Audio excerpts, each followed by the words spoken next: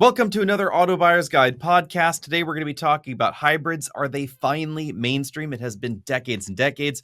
We're going to be talking about some road rules, charge port locations, and take a deeper dive into a few hybrids, including the Hyundai Tucson hybrid. If you're looking for a new or used car to buy, maybe a truck or SUV or all-electric ride, we're the guys to help you decide on the Auto Buyer's Guide. Alex, let's just get started with it. We're talking today about hybrids. It's going to be one of the focuses, and it's because so many manufacturers are putting their own focus on hybrid, including a few models that are going completely hybrid. Is it their time? Are they officially here to last? And is this mainstream now? This is also, I think, proof that it takes a lot longer than a lot of folks would like for new technologies to finally become accepted. When was it that the Prius launched? The 90s, right? Late 90s or early 2000s, but I think it was late 90s. Yeah, it's been a really, really long time. And finally, we have this all hybrid future, at least for some car companies. Toyota's been really upfront. We have Camry that's all hybrid. We have another few models in their lineup that are all hybrid. And the rumor mill says that the next generation RAV4 might be all hybrid. I wouldn't be totally surprised, but that would be a big shift, right? Because we're talking about moving a lot of models. Camry, Corolla, RAV4, these are some of the core models, the biggest sellers. And so when they are switching to hybrids, you're looking at a huge impact on the percentage of hybrids that are making it out to the market. And I think they would not be doing this if it didn't make sense for everybody. And there are a ton of benefits that you get with the hybrid. And honestly, the downsides are getting smaller and smaller every year. Indeed.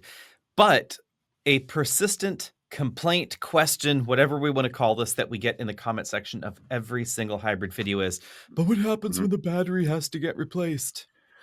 Yeah, and it's a big pain in the butt to worry about a battery. That's why people trade in their cell phones instead of replacing the battery. For what it's worth, I am a battery replacer, not a cell phone replacer. But the thing is, we have these stories, and they are the big headlines. They're the here's how much your battery is going to cost you. First question I have is, how old is that article, right? Because those headlines will last for a very long time. And then the second question is, are you the one who's replacing the battery? Because that's another question to ask yourself. It turns out that, and this is based on some data, but also first owners don't end up replacing their batteries unless they've owned that vehicle for a very, very, very long time, in which case they have the option to replace the battery or go ahead and trade it in and get something new like most owners would. Exactly. And I will preface this by saying that most hybrids have very long battery warranties, whether that's required by your state or not. Most hybrids sold in North America have very long warranties. Usually it's 10 years and over 100,000 miles for the battery. That takes it out of the typical first owner cycle. But if you are the kind of person that holds your car forever, you may be really concerned by the news article that actually sponsored or spurred this conversation on. It was written this week, and they were quoting $3,000 to $8,000 replacement for a new pack in your new RAV4. This is where the head scratching starts, because if you have a brand new RAV4, 2025, which is what they were talking about, and you've already put 150,000 miles on it, I don't know how that happened, but yes, you would be out of your warranty, and your battery would be maybe $3,000 for a new one. But there are a lot of other things you can do. And interestingly enough, about 2 months ago, good friends of mine in Denver have a 2005 Ford Escape hybrid that has been very good to them. They have, 250 something thousand miles on this thing. It's gone a long way. Notable. It's getting a little rough, yeah. But they don't want to get rid of it. Even though they bought a new RAV4, they don't want to get rid of the old Escape. Okay. And so they said, well, what can we do? Turns out for about $1,500 to $1,600, you can have a battery pulled out of another low mileage model and installed. And they actually came to their house because, of course, it's not drivable without the high voltage battery. So this is actual delivery service. And interestingly, pretty much all of the mainstream higher volume hybrids out there and a decent number of luxury hybrids have this secondary source of batteries. So the answer, I think, for a lot of folks out there really is just do a little bit of research. If you find yourself in a situation where you have an older Prius, RAV4 hybrid, Escape hybrid, etc., or one of those fun Mercury hybrids, then there is a solution for your battery. I don't know why you would want a brand new battery necessarily in something that has this many miles. I think actually a discount, used battery with some sort of used battery warranty, which some places will offer, I think that's Yep. actually a more rational thought to just repurpose these batteries. I mean, the first question is cost, right? And as you mentioned, it's more affordable than I think a lot of people think. My second question is this something that was offered from Ford, or is this a third party that's offering this kind of service? Oh, yeah, no, these are independent companies, and they've seen something, a gap in the industry, and they've taken advantage of it. So they regularly go to junkyards and scrap piles or auctions of scrapped vehicles, etc., and then they collect all the parts. This is something that happens all the time for everything from seats to switches to whatever. There's a huge market for used parts, even in collision industries, because a lot of collision places will look for well-used parts, or lightly used parts, I should say, for collision repairs. So there's a big market in these secondary parts, and logically, when your hybrid is 6, 7, 10 years old, there's going to be a reasonable amount of low mileage parts out there in inventory from cars that had one thing happen or another. Yeah, I think looking at this from the financial pieces, let's just take your example as one of them. 2005. I mean, it's a 20-year-old car. It's got tons of miles on it, and the cost is pretty minimal, especially the cost of selling it and buying a new vehicle. Right? There's Mhm. going to be some trade over. The thing that I think a lot of people don't consider is that when you go get a new used vehicle, especially an older new used vehicle, they're looking, for a counterpart, not a big upgrade.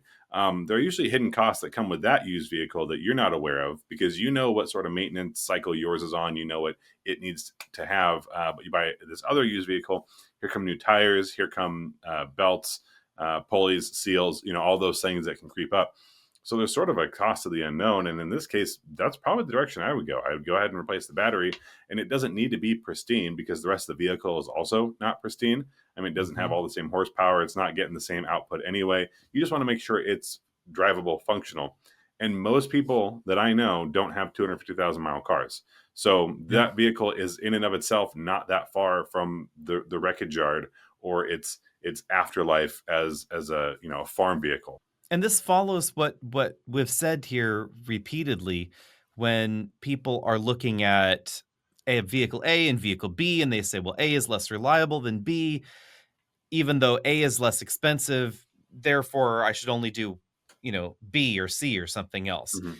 If you have to buy a $1,600 battery every 20 years for this vehicle, that's still really fantastic return on investment, because when you consider you're saving 5 to $600 a year on gas, you're still ahead by, almost $10,000 depending on the kind of vehicle you're comparing against. And this is a good comparison. For instance, if you were to look at a brand new Accord or Camry today, Camry, I believe, is now the best-selling hybrid in the US because it is Which makes 100% sense. hybrid. Camry is only $400 more than a base Accord, which does not get a hybrid. But even though Accord's already pretty efficient for what it is, Camry is still going to be significantly more fuel efficient. And according to the EPA, at $4 a gallon, you'd save $600 a year on average, and that skews closer to 700 to 750 if you're doing a lot of city driving or stop and go driving. In addition to that, we have the reliability on Toyota's hybrid systems, which have generally been the most reliable drivetrain available in North America. That's a pretty fantastic cost benefit analysis. If you are that kind of person that's debating Camry or Accord, and you're their core customer that buys a car once every 2 decades, you're going to be saving 12 to $15,000 over the lifespan, not adjusted for inflation. And remember, your gas is going to get more expensive over 20 years. That's a no-brainer to me. Yeah, I mean, worst case scenario is that you're saving less money on fuel if you factor it into that replacement cost. And Mhm. and admittedly, that'd be a little bit annoying. You go, oh, well, that's a bummer, because it's it's cutting into one of the reasons I went with this drivetrain. But there were other reasons you went with that drivetrain, right? And there were other benefits that you got out of it throughout that ownership period. It's also going to be it's small things, right? You get a little bit of that regenerative braking, which can maybe save a little bit of brakes. It's in the here and now, and if you're wondering what's it going to cost me in 20 years, that's going to be a very different number. And I don't expect I would love to see, but I have no expectation that we'll see not just battery replacements, battery upgrades. That'd be great. I don't expect it, but that $1,500 cost that we saw on that model, on your previous example, even if that's still what it costs for 1,500, you're probably getting a better battery out of it because it's a 20-year advanced technology. As far as its manufacturer, its Hmm. design, that whole thing. So I'm not scared of it. The good news is that we've come a Hmm. long way from where these used to be, right? Like you said, the quote right now is a $3,000 to $8,000. Well, you're not going to spend, I don't think, $8,000 on a vehicle that's worth less than $8,000. That's where the money doesn't add up to me. But that's just not necessarily going to be the case, and we've seen it on big battery EVs where they say it's going to cost you $20,000 to replace this battery, Hmm. and it's like, it might, but in what world right now is that what you're going to have to do? And again, those warranties exist for a reason. Yeah, if you are a New York taxi driver and you're Mhm. in Manhattan and you take your RAV4 taxi, which probably is not actually qualified for New York taxing, New York Uber, Sure. and you take your RAV4 hybrid after 6 years and 300,000 miles, you take it to a Toyota dealer in Manhattan and you pay full rack rate for a brand new RAV4 battery, maybe it's $8,000. I just have hard time believing that anybody is actually going to do that. I will say though, another frequent question that we get kind of ties in with this is why does Toyota still use nickel metal hydride batteries in their hybrids? There's a lot of fervor around this, and it's funny because we'll be at a launch event for something and some other journalist says, "Oh, I just don't understand why Toyota's still using these nickel metal hydride batteries." And you ask them, "Well, why should they use a lithium-ion battery?" And other than it's lithium ion, they have no Mhm. actual reason. The use of a nickel metal hydride battery actually makes quite a lot of sense because they're cheaper. So if Mhm. you do need to replace your battery in the future, nickel metal batteries also can be air cooled, so you don't need a liquid cooling loop, which adds cost and complexity to the vehicle.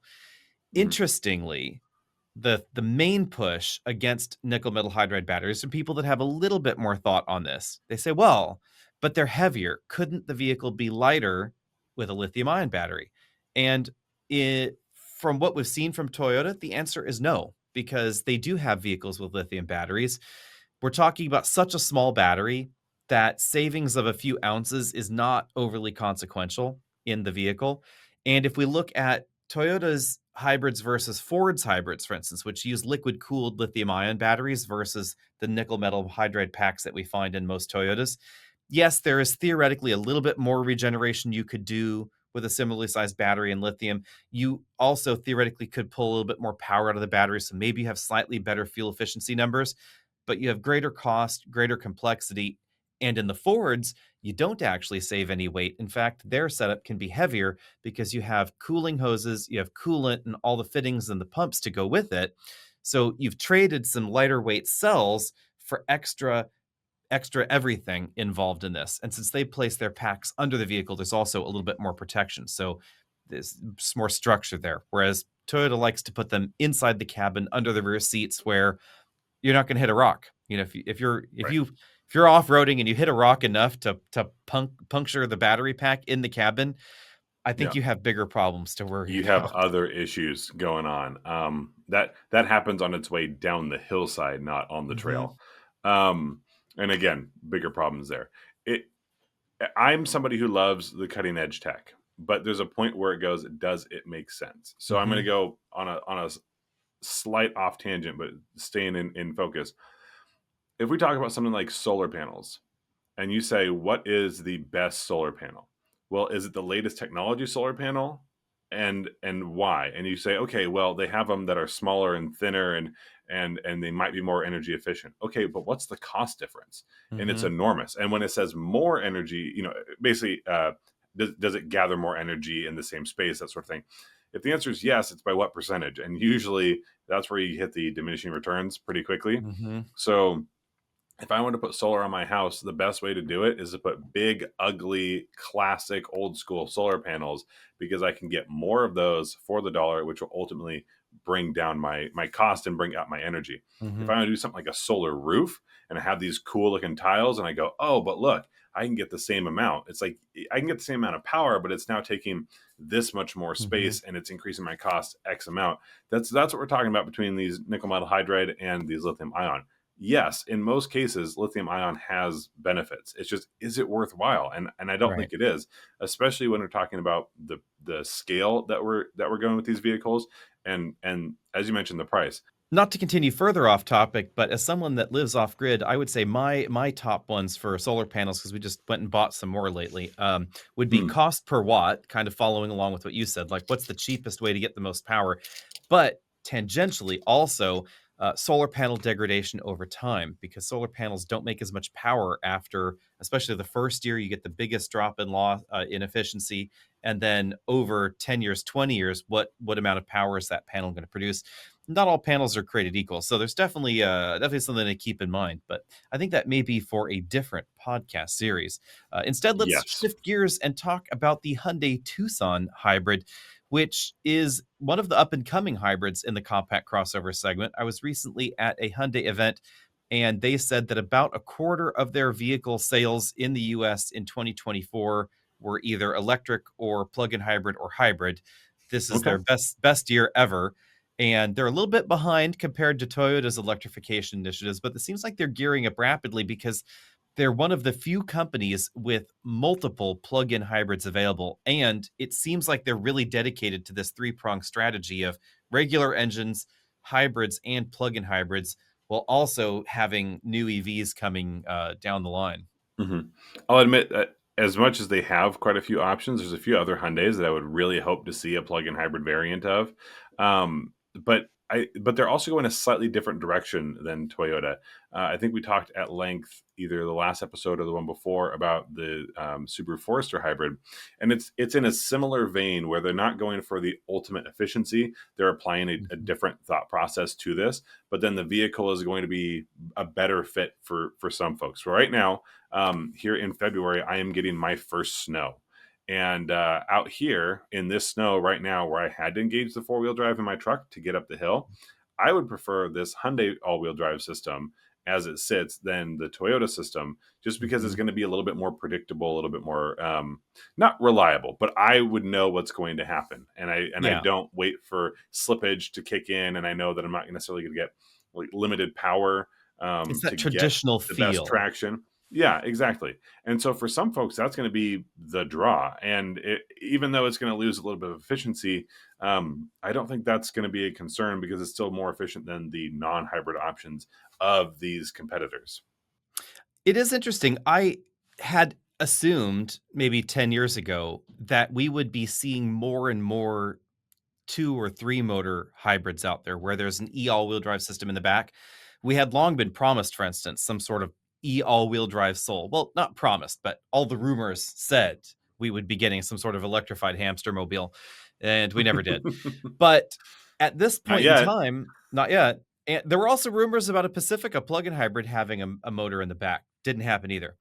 Instead, Toyota's really the main driver of hybrid systems with a motor in the back and motors in the front. We also, of course, have Volvos that use this type of system to, I would say, a better degree of success than we find in the Toyota hybrids generally, but that's Yeah. because they're plugins. Everybody else has actually kind of veered towards the more traditional layout where they have more part synergy with the non-hybrids. If we take a look at the Ford Maverick hybrid, for instance, or a CRV hybrid, the Escape hybrid, the Tucson and Sportage hybrids, etc. They use the same all-wheel drive setup basically as the non-hybrid. So power comes out of the transmission case, goes to the front wheels. There's an angle gear, goes 90 degrees, heads back toward the back, and everything back there is essentially the same as the regular one. It's also what we're going to find in the Subaru Forester. This means that whatever weaknesses or strengths that that hybrid system and software programming has in the gas model just goes right over to the hybrid. If you have Yep. a hybrid Tucson and you have a gasoline Tucson, they're going to be basically the same in the snow. And whatever your preference is between that and a forest or whatever, you Mhm. can go that way and know that they're going to feel very similar. The downside generally seems to be fuel efficiency because you have that mechanical connection You're actually rotating the power 90 degrees twice to get it to the rear, so there is mechanical loss involved. There's also extra cost, though, involved in a Toyota system due to the differing designs of the rear end suspension and interaction of those components and the electric motor. Yeah, because because it's a different motor setup, right? And it's basically the addition of a motor Mhm. in its own right. So you have a plus one or like a plus half, however you want to do the math on that, and then you do have to reconfigure that space to a new powertrain. And Mhm. what that Hyundai system, the Subaru system, those are not having to do a new powertrain; they're doing a modified powertrain. Um, but again, there are payoffs, and the payoffs is you look at the paper and it says this Toyota is more Mhm. efficient. And I'll also be one to say that I appreciate that extra efficiency because it's going to be more applicable to your daily use. So today is the day that I would say, hey, I understand that Hyundai system would probably be a better fit for me right now. But this is the first snow I've seen all year. I'll get like 3 or 4 days of it, and then it'll go away. So I wouldn't Mhm. have any discomfort having a Toyota. If anything, I just go, hey, around this time, I want to make sure I have the right tires because that's going to make one of the biggest Yep. differences. And then I say, I just need to be prepared for that little slip before things engage and that sort of thing. So um, it, the great thing is that we have different options. And I also think it's important that Toyota has separated itself from the rest of these competitors. Again, I think the closest thing is a Volvo, but those are not directly competitive vehicles. And I would say for people that are wondering what we're talking about as far as the difference goes here, if we're talking about an Outlander plug-in hybrid, which is definitely in this segment, or the average Volvo plug-in hybrid, the reason they're different than the way Toyota's regular hybrids, their non-plug-in hybrids feel, is that in a RAV4, you have a motor in the back that can deliver a reasonable amount of power and torque. Some Toyota all-wheel drive setups are very momentary use in the back. So the motor in the rear is very, very small. We're talking maybe 10 horsepower maximum, relatively low power output, only used at low speeds, etc. The one in the RAV4 is capable of operating at higher speeds. It does cut out at really high speeds. So if you're really chugging along in Texas, for instance, at 85 miles an hour, that rear motor is probably already pieced out because it just can't operate Taking at a those nap. high speeds. Yep. But here's the deal. If you need to send 70 horsepower to the rear, the battery in a RAV4 hybrid or a Camry hybrid cannot deliver 70 horsepower. That's the problem. In order to generate 70 horsepower, you have to dig your foot deeper into the accelerator pedal. The motor generator units up front have to be involved in generating this power to send to the rear motor. And at the same time, you're spinning up the front tires. So if you're in mud, snow, sand, etc., you don't necessarily want the front tires to just be spinning and spinning and spinning before the rear tires get around to doing what they need to do.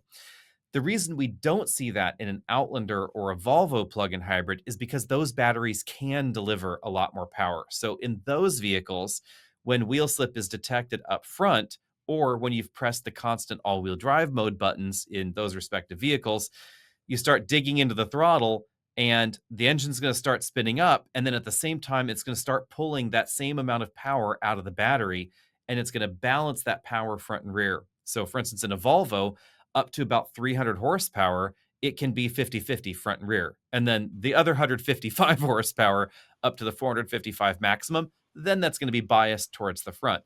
But that's a Right. significantly different kind of power balance than we find in the Toyota hybrids, and as a result, more of a normative feel on slippery surfaces. Yeah, I think it's going to be something that impacts you more. I would say it's going to be less in your daily driving and more specific to something like if you're taking it off road. And I don't mean Hmm. off road, but if you're on the trail, one thing you don't want to do is tear up the trail. And you would find yourself in that RAV4 system doing that more than you would in the Tucson or in the Forester. It would just be a little bit more stable in those Hmm. situations, and that's where I would see it being a bigger issue. Or let's say you took it up skiing and you're somewhat snowed in, and you're trying to get out. That's the last thing you want to do is start digging yourself a Right. little bit of a hole.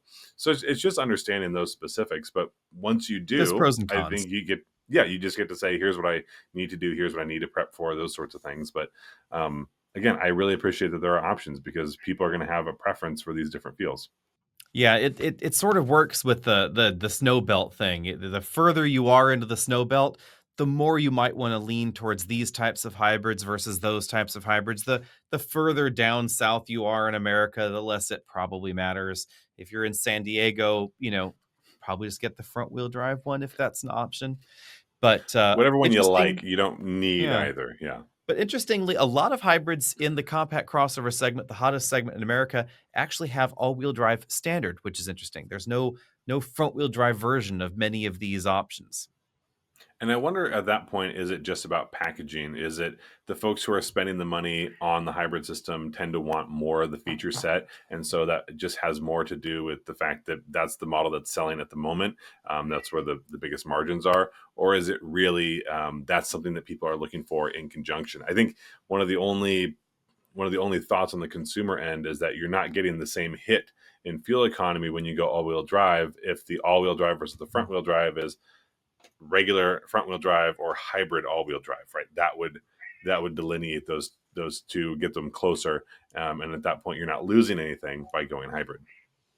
Yeah, it seems to be some part buyer desire, some part perhaps performance related, because in a lot of these vehicles, the hybrid model is the sportier, more powerful model as well. So if you just had a front-wheel drive car and you had 271 pound-feet of torque like we find in the Tucson, you'd probably be spending a lot of time spinning the front tires, and so it might not be quite as much fun. But what is fun is complaining about things. So let's talk about road rules now. What common driver mistakes annoy you, Travis? Got to pick one. I know, and good news, bad news. There's so many to choose from. I really dislike people not knowing what lane they're supposed to be in on the freeway. Ooh. That one's a tough one. And I say that as somebody who, unless I need to get somewhere in a pinch, I am sitting in the far right lane at the speed limit on cruise control. But the thing At is, the that's speed where limit. yes, set it to the speed limit, but that's the lane I'm supposed to be Not in. not two If above, just for funsies. Nope, speed limit.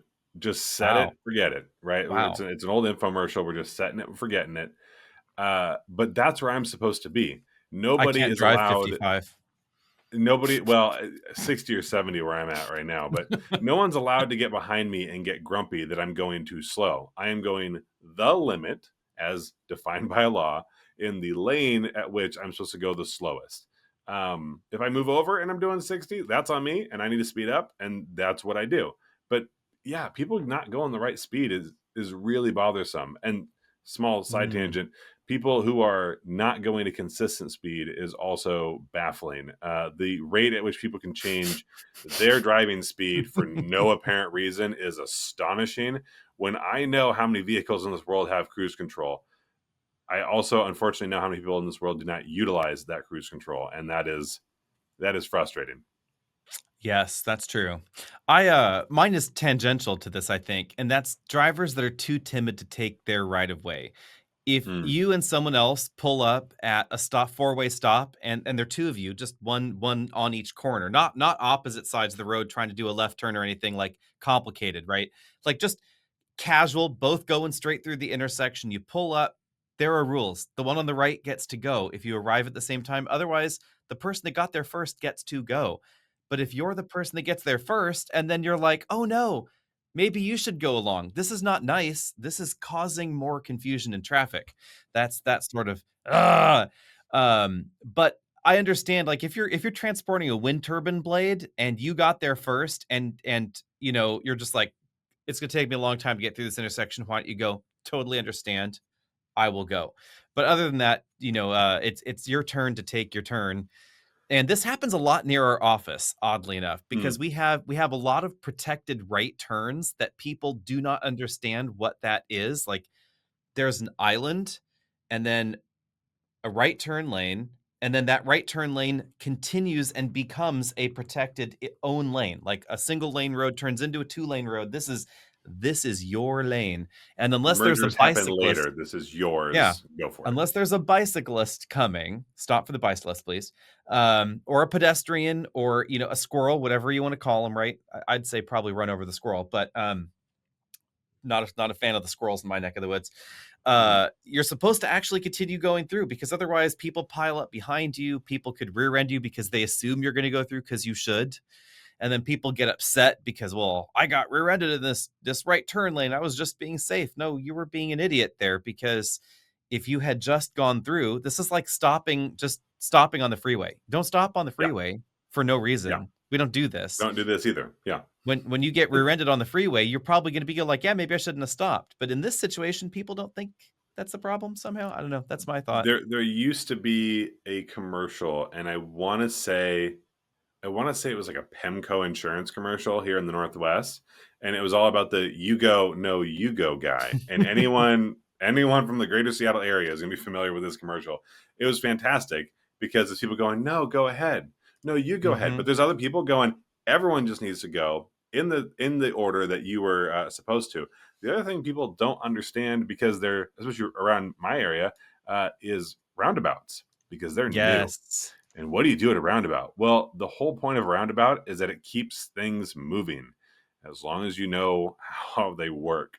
Um, Roundabouts can be real tricky, real confusing, and really frustrating. And I will say, uh, you know, in America, we're just not good at the roundabout thing, generally speaking. There are rules. People need to spend a little bit more time in Europe, and this is going to sound very elitist of me, perhaps, but I did not fully get signaling in roundabouts, like how one is supposed to signal, until driving with a friend of mine in the UK and having him go, "Oh my God, what are you doing?" Because I Hmm. was just using them, I think actually fairly efficiently. And his whole thing was not like being too timid or too aggressive or whatever. It was like, why aren't you signaling in this roundabout? And that is the one lost art of the roundabout in America, I will say, is that we don't have very many around, so you're Right. probably not going to encounter them on your driving test. I know there was no roundabout on my driving test. There was no roundabout instruction in driving school at all. I'm Hmm. betting there probably still isn't, because there are I like th- like I 5 in think mine America. got I think mine got covered, but I don't remember there being one in the test. In Yeah. the practical test. Maybe on paper there was, but yeah. It's interesting that they're becoming more popular, but we still haven't fixed the education part of this. Where you run into an issue, right, is because we're putting this in, but we're not telling you how to use it.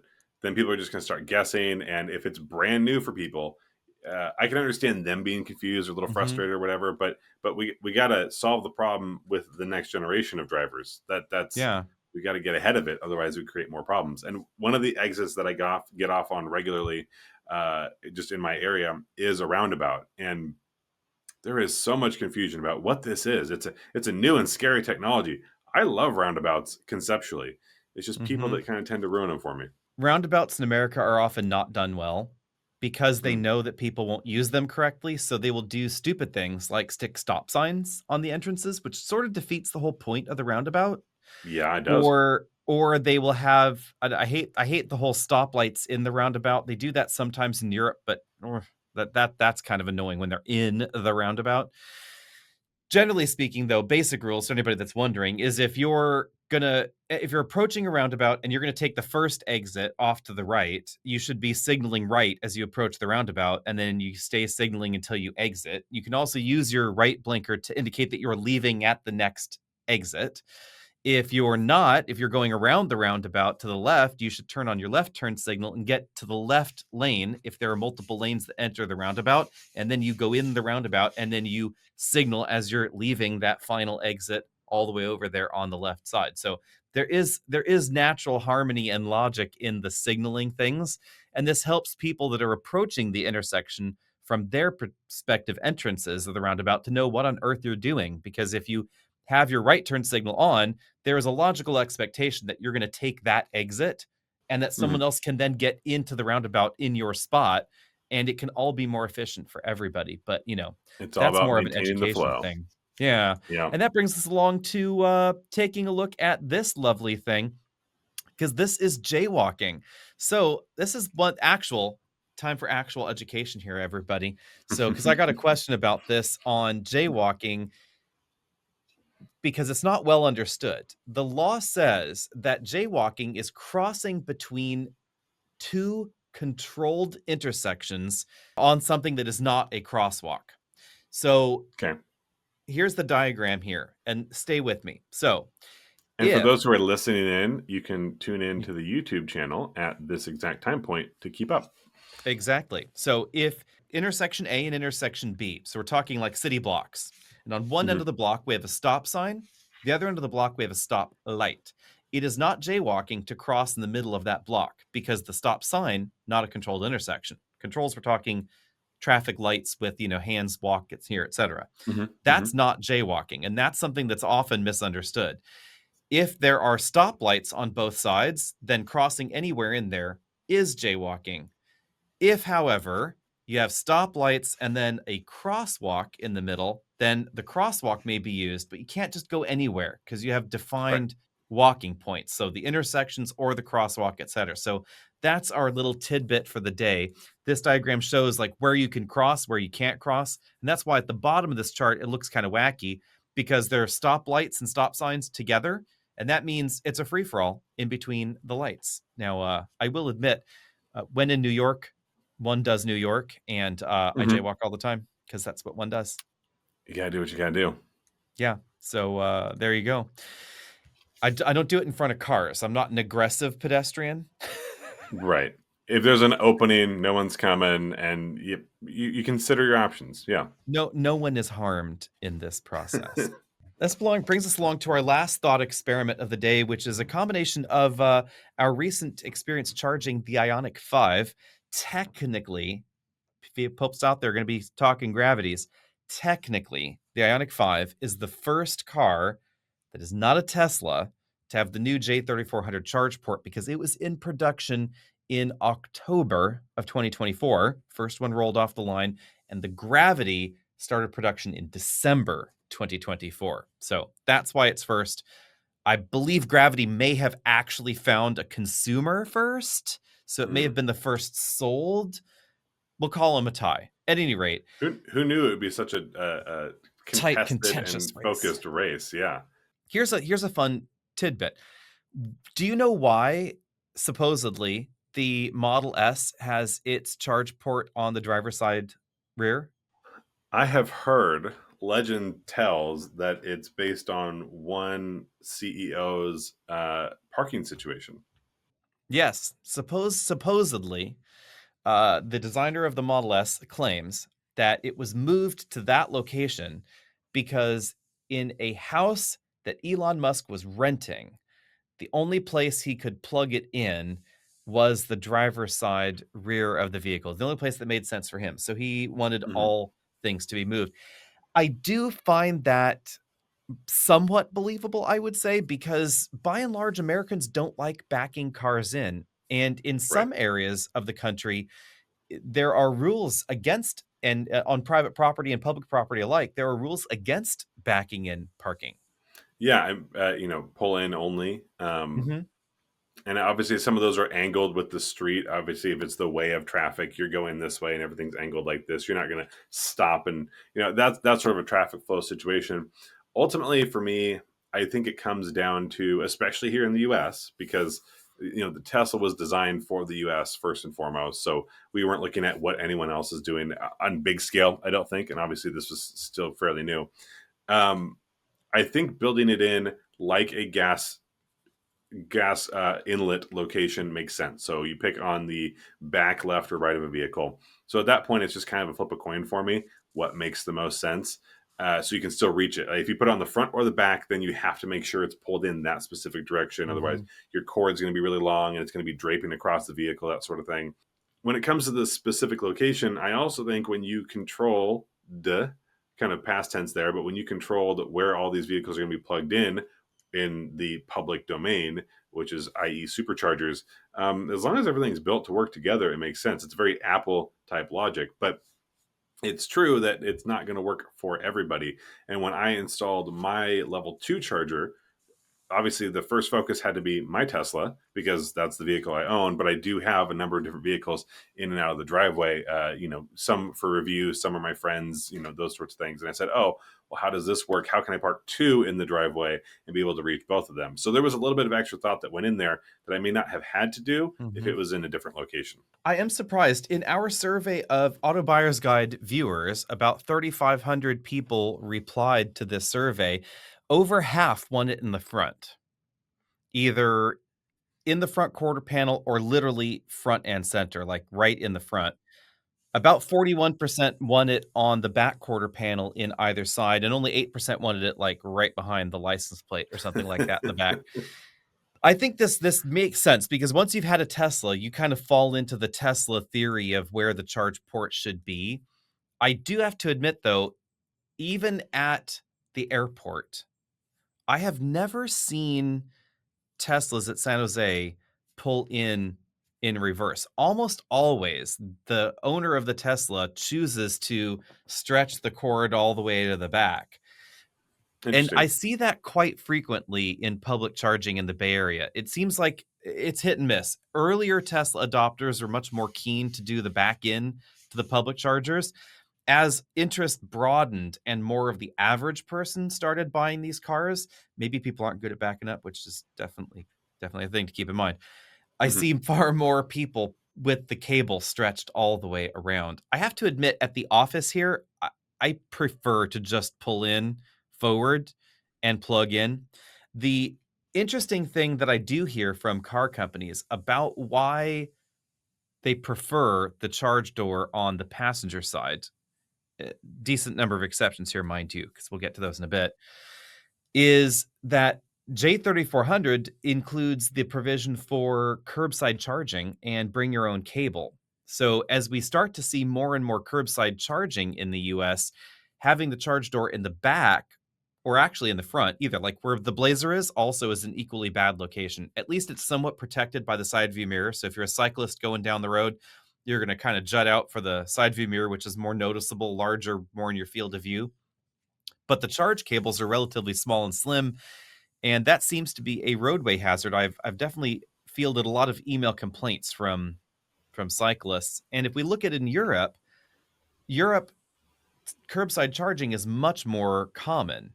And you definitely see more damaged charge doors, damaged charge cables, more greater incidence of insurance claims for charging related mishaps. Now, clearly, if you get sideswiped in the back, you're going to need a new quarter panel in any car, right? But Yeah. if that charge door was on the opposite side of the car and that lorry in a tight parking situation on the curb scrapes by your side, at least you'd still be able to charge your car. Whereas if it was on the roadside, you wouldn't, because your charge door cable would have been kind of ripped to shreds there. This sort of ties in with the question we got from Zeke here. At Zeke Waz was asking, what about two charge ports? Could they be used at the same time? Where should the charge cord be? Like where should we be going with this? Yeah, and like I said, as a Tesla owner, I'm used to it being on the back driver quarter panel, rear driver quarter panel. But the only argument against or for a specific location really is that street parking. It's going to take a while for that transition to happen, but I think it absolutely should.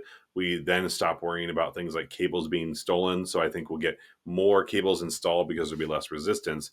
But then the question is, if these are spaced out, people don't always park in the spaces as they're designated to anyway. So I like the idea of dual charging ports, but I think there's a caveat there, which is that only one of them should be focused or able to do your DC charging and not your AC charging. And I don't. And obviously, part of this question was, can they be used in tandem?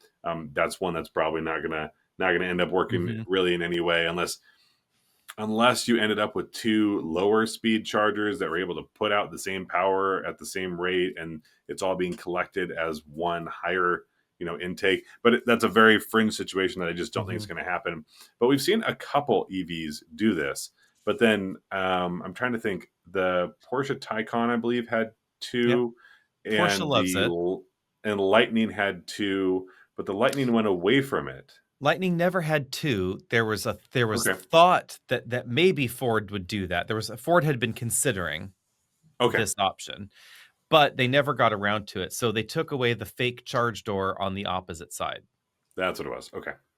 But yeah, I think there are some vehicles that it might make sense. So your everyday passenger vehicle, maybe not. But if you're looking at a more commercial vehicle, that might be one of those, hey, it's going to be in a wider variety of situations that it really could benefit from being able to plug in any which way if you're managing a fleet. then you don't have to worry about which way every single vehicle is parked, or you're not going to have to rotate a car to go ahead and plug another one in. I think that's a huge benefit. And I do also think on the luxury side of things that you basically just pay for the luxury and say, I don't want to have to worry about how I plug my car in. I will pay the extra for this feature. But I do think it's probably a minimal thing where it really makes sense for folks. I think the biggest transition is going to be bring your own cable, and I think that'll happen. Mhm. That'll be pretty smooth, right? Wherever you pull up, you pop your trunk or your frunk. Obviously, you would have to have a frunk appropriately sized if that's where the charge port is. Like, that would be a demand on my end, is that I can put my charge cable in this Mhm. frunk, because I'm not going to go front to back every time I do this. And then you just, yeah, you But if pop your it open. charge port's in the back of your Tesla, your frunk's in the front, so you would be going front to back for your cabling. Well, no, I'm saying I have to, if you put it in the front, then you have to have Mhm. an appropriately sized frunk. If it's not in the front, then you don't have to, because then you would just leave your Mhm. cable in the back, because that's where the charge port is anyway. But I do love that's the one of that. idea. I love the idea Yeah. of bring your own cable, but I will say I spent a December in Italy once with a plug-in hybrid that and most of Europe is bring your own cable by and large, especially in Southern Europe. It is greatly it's a great convenience actually because the bollards in the street are a cleaner looking, etc. You don't have to worry about the cable being damaged, all of that. And the way it functions there, by and large, is you scan your card, you authorize with the app, whatever. The little door unlocks so you can actually insert the cable in the charging bollard. It looks basically like the same Mankeys connector you put on your car. So it's like a male female version of one another. Interestingly, in America, that's what we're going to get on the bollard side. So we're actually going to get that same chunky, kind of looks like the European AC charging standard connector, and that you plug that into the charging port there, and then you plug the other end into your car. The one thing I did notice, and this is something that I think some customers or EV owners will gripe about, is it was December and it was wet and it was Hmm. muddy sometimes. And so you Hmm. are pulling this dirty cable out and then you're stuffing it somewhere on top of luggage or in your back seat or Hmm. wherever, and it's there's like a ew factor a little bit here. You are also dangling this cord in of course the situations where we were dealing with there where it was curbside charging. Fun fact, charge door was also on the driver's side, so we were dangling it out into traffic. Yeah. But you're Mm. also it's also going through the gutter, literally your charge Mhm. cable's in the gutter. So you then have to pull it out of the gutter and wrap it back Mhm. up and put it back in the car. But you know what? I took one for the team and I did it for 2.5 weeks. It's almost as if we have a merch store, right? And I have this idea, and I think it's a two bin system. And what you do is you keep bin one in the vehicle, in the trunk or the frunk, and then you slide out bin two. You put that next to the bollard. You lay out your cable, and then you put that one back in the vehicle. So even though it's been in the mud or whatever, it's not going back into your direct frunk. It's staying within its preordained container. And then when you're done, you put the really nasty cable back in container one, which then sits in container two. Everything's fine, and it's got a little Oh. cover on it so that stuff isn't sloshing around. And then obviously once a We're week, talking once a month, whenever you need we're to. talking pretty hefty cables though. I mean, it's like, I understand that. you're dealing with the cord like this, it's like it's not Don't worry, it'll be perfectly sized. We're not going to yeah. sell, shoddy merchandise here. I'm just saying there is an option. It's a two bin system, and you'll see it No soon. luggage. As Yeah. no, No luggage no, going on but in that car. but as soon as that becomes standardized, we'll Yeah. take a look at putting that into production. I also have to admit, bearing in mind that we don't live in an area that is snowy or icy, but I do live in an area that on gravel roads that get pretty damn muddy in the winter. Hmm. The My favorite by far charging location was in the Kia Soul EV that we had for a while because it was right in the front. But isn't that going to be one of the nastiest parts? I mean, it's just going to get hit by everything all the time, all the muck, all the road grime. It did, but you push the button, the door pops open, you plug in, the connector inside was all fine. Right. It by far was the most convenient in every parking situation, whether it's at the airport, I mean, whether you DC fast charged it at the office, etc. You just point it in the thing and you just plug it in, and the cords could be a lot shorter, etc. That honestly was the best location. DC fast charging at the time that car came out was very, very limited, and all of them had quite short cords. You went to because that one had CHAdeMO, of course, Yep.